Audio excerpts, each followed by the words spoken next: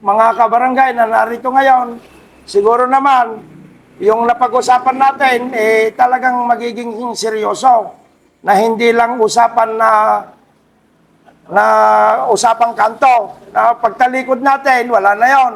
Kailangan ito para sa atin din at ganoon din sa generation ng mga anak natin, gagamitin din nila yan. Kaya mga kabarangay, sana sa napag-usapan natin ito maging makatotohanan na ito'y mangyayari at magagawa sa tulong ng mga pera po ng barangay. Isang magandang umaga po muli, mga kabarangay, at maraming salamat po sa inyong pagdalaw. Salamat po. Hunyo 21 at alas 10:55, katatapos lamang po ang pulong ng mga magsasaka sa Sitio Cabudol. At kaugnay nga po doon sa kahilingan na mabuhay yung aripit o pretil. At para mapatubigan yung humigit kumulang 100 hektarya. Ating po makakapanayan si Punong Barangay John Saad Cabudol. Magandang umaga pa rin, Kap. Magandang umaga po rin, sir. Opo. Ito po ay interview po ng radyo ng Gimba. At maraming salamat din po. At kami po ay binigyan nyo ng oras upang sa ganon, masabi ko rin yung mga inaing ng mga aking mga kabarangay na magbubukid. Unang-una po kasi na naging agenda po namin kung paano may ayos yung tamang paggamit ng tubig. Pangalawa po, yung tungkol po doon sa pagpapagawa ng kanal na magmula rito sa Banos ng Buenavista to Banos going to Mina. Ito po ay nasasakupan na po ng recuerdo ng Pikwan. Kung ito po ay maayos, dahil lang napag-usapan po namin ng mga kapwa, mga farmers na ito po ay umpisan po namin pagkayari na po ng anihan. Either po, baka November na po, ang tamang pagsisimula ng paggawa ng NIA at sa tulong din ng barangay. Dahil nga po, sa kakulangan po ng budget, na ito po ay mangangailangan ng konting karagdagan tungkol po doon sa mga diesel, siguro naman pwede po tayong lumapit sa ating mahal na mayor na pinangungunahan po ni Mayor Jose Santiago Hidalgo Jr. na municipal mayor po ng bayan ng Quiapo, na siya po ang una pong lalapitan ng aming samahan. Kaya sa umagang ito po, nagpapasalamat po ako na sana ito'y maumpisahan upang sa ganon,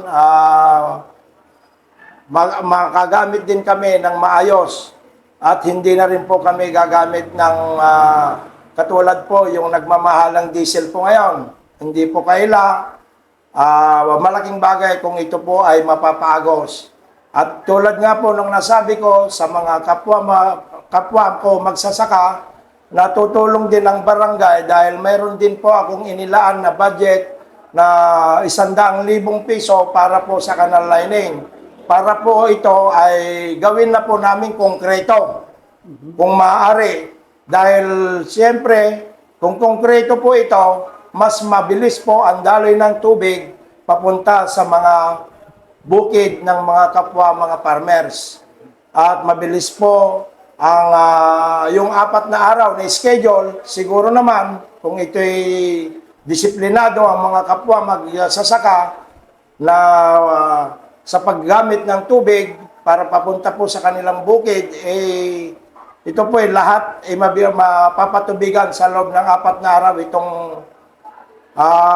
mahigit kumulang 100 hektarya. Malaki po ito.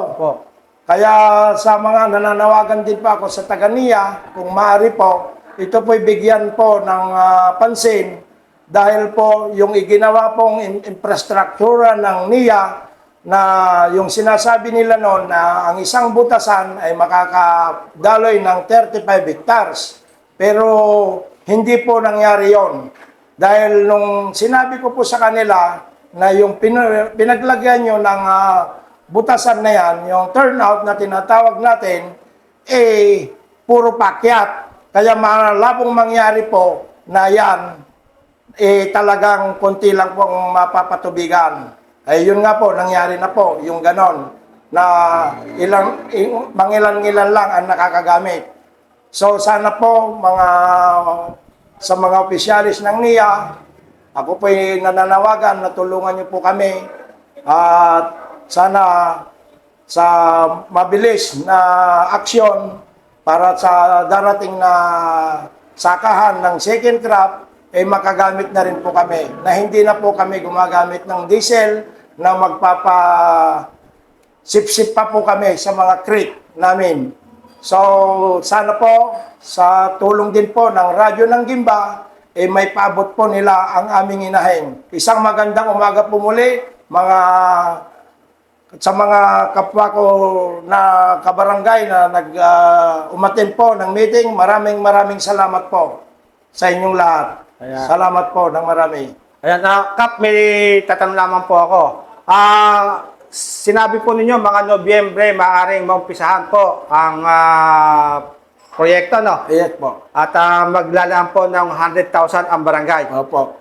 Alam naman po natin, baka matuloy ngayong taon ang eleksyon. Opo. Kung hindi man, di walang problema. Walang problema. Tuloy. Pero kung matutuloy naman po, ano po kaya to? May kasiguruhan po kaya na ito'y ipagpapatuloy o ng susunod na pamunuan?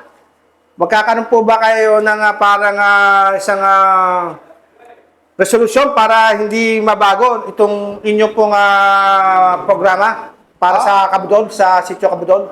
Bilang ako po, patapos na po sa termino bilang kapitan, kung papalarin ako na tatakbo uli bilang isang kagawad, kung ito po ipahintulo na ating Panginoon, ganun din po ang aking pamilya, kung gusto pa nila kung makatulong sa barangay, ngayon, yan po nakabudget na po yan ng 2026. Hindi na po pwedeng baguhin. Pwede pong baguhin yan, pero gagawan po ng resolution na ito po ay yung paggawa ng resolution nito ililipat sa ibang proyekto.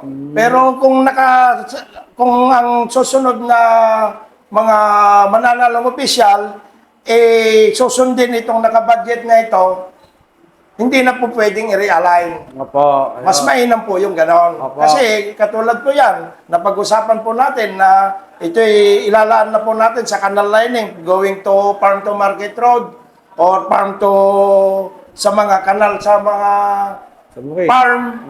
Yun po tuloy-tuloy po yan. Kasi Opo. nakabudget na po ng 2026, hindi na po natin pwedeng baguhin. Hindi na po pwedeng baguhin. Pero pagdating po ng October at magkakaroon po uli ng panibagong paggawa ng budget, kasi by October, gumagawa na naman po ng budget, kung pwede po ito, magbabudget uli ng para 2027 ng another 100,000 or another 200,000 or another 300,000, pwede po yun.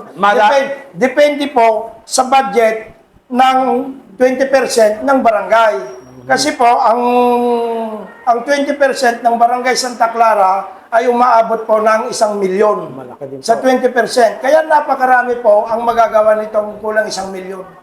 Kayang-kaya po niyan. Opo, so sa tingin po natin, hindi naman po mababago yan. Babaguhin yan ng mga susunod na mamumuno dahil napakaganda po ng mga proyekto. Nasa kanila na po. Pero sa akin po, hindi naman na po siguro nila pwedeng baguhin yun dahil napakaganda po naman po itong programa na ito. At isa pa, pera na po ng barangay yan.